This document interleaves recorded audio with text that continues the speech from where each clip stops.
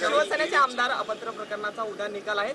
विधानसभा अध्यक्षांनी सुद्धा 2 दिवसापूर्वी तुमची भेट घेतलेली होती। एकंदरच काय नाही त्याला घेऊन टीका होते की मुख्यमंत्री त्याच्यामध्ये बिलकुल तथ्य नाही। विरोधकांकडे दुसरा मुद्दा आरोप करण्याशिवाय नाही। आणि या जी काही अध्यक्षांकडे जी हिअरिंग झाली, सुनावणी झाली, त्याचा निकाल होईल। पण मी आपल्याला एवढं सांगतो, लोकशाहीमध्ये बहुमताला महत्त्व आहे। आणि बहुमत आज आपण पाहताय की पहिल्या दिवसापासून बहुमत आमच्याकडे आहे। लोकशाहीमध्ये बहुमताला महत्त्व आहे। विधानसभेत देखील बहुमत आहे, लोकसभेत देखील बहुमत आहे। आणि त्याचबरोबर निवडणूक आयोगाने देखील अधिकृत शिवसेना पक्ष म्हणून आणि अधिकृत सिम्बॉल धनुष्यबाण अधिकृतपणे आमच्या पक्षाला दिलेला आहे। त्यामुळे मला वाटतं मेरिटप्रमाणे जो निकाल मेरिटप्रमाणे मिळाला पाहिजे। आणि बहुमताला या लोकशाहीमध्ये महत्त्व आहे।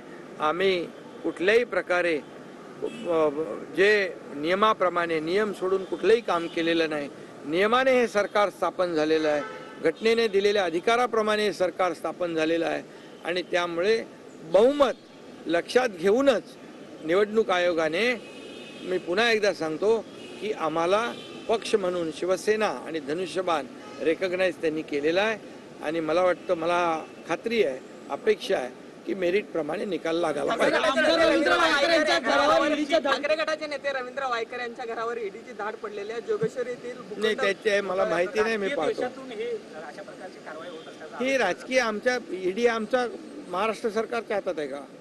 आणि ईडी जे आहे, आणि जर समजा ज्यांच्याकडे काही चूक नसेल, कर नाही, त्याला डर कशाला असली पाहिजे? त्यामुळे कुठल्याही प्रकारची सूड भावनेने राजकीय आकस ठेवून कुठलंही काम आमचं सरकार करणार नाही। नाही तर तुम्हाला माहीत आहे की कोविडमध्ये काय भ्रष्टाचार केलेला आहे, कोविडमध्ये किती पैसे खाल्लेले आहेत, डेड बॉडी बॅगमध्ये पैसे खाल्ले, खिचडी 300 ग्रामची 100 ग्राम केली, त्या ऑक्सिजन प्लांटमध्ये पैसे खाल्ले, हे सगळं रेकॉर्डवर आहे। मग आम्ही त्यांना काय म्हणायचं? कपन चोर म्हणायचं का खिचडी चोर म्हणायचं? मी अगोदर पण म्हटलेलं आहे। त्यामुळे आरोप करताना पहिले तर जे आहे त्या पुराव्याशिवाय कोणी आरोप करू नयेत। आणि कोणाला घाबरण्याची काय आवश्यकता आहे? जे काय होईल, दूध का दूध, पाणी का पाणी। आणि कर नाही, त्याला डर कशाला असली पाहिजे? आणि पुन्हा एकदा सांगतो, आमचं सरकार आकसापोटी, सूड भावनेपोटी कुठलीही कारवाई केलेली नाही, करणार नाही। जे आम्ही लोकहिताचं काम करतोय, या राज्याला पुढे नेण्याचं काम करतोय, तुम्ही बंद पडलेले प्रकल्प आम्ही त्याला चालना देतोय। आज सगळ्या राज्यामध्ये प्रकल्प सुरू आहेत, एक प्रकल्पाचं उद्घाटन होतं आहे। 12 तारखेला एका महत्त्वाकांक्षी प्रकल्पाचं उद्घाटन होतं आहे। अशा प्रकल्पांना ज्या विरोधी पक्षाने विरोध केला त्याला आम्ही चालना देतोय। त्यामुळे त्यांना पोटदुखी सुटलेली आहे, त्याचमुळे पोटसूळ उठलेलं आहे, आणि त्याचमुळे त्यांच्या पायाखालची वाळू सरकलेली आहे। आणि म्हणून खोटे नाटे आरोप ते करतायत। आम्ही आरोपाला कामाने उत्तर देतो।